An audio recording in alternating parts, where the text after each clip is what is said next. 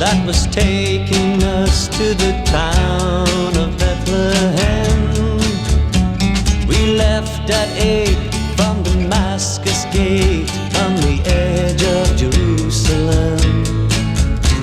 With old King David at the wheel, we rode along our way, past the Holy Manger Store and the Three Wise Men Cafe.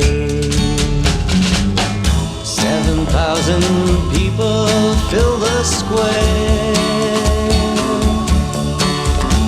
The mayor and the governor were there.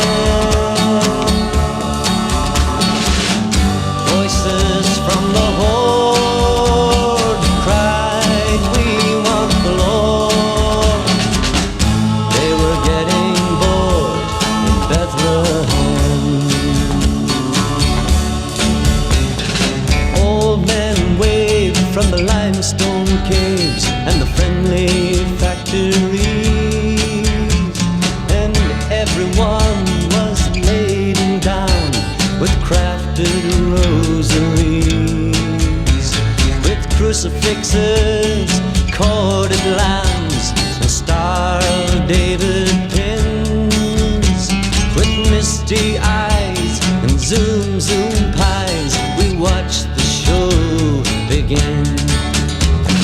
5 men dressed in ashes blew their horns. A man put on the crown of paper thorns. He gave an upward toss to his plastic cross. We were all impressed in Bethlehem. It represents that sad ascent to the hill of Calvary.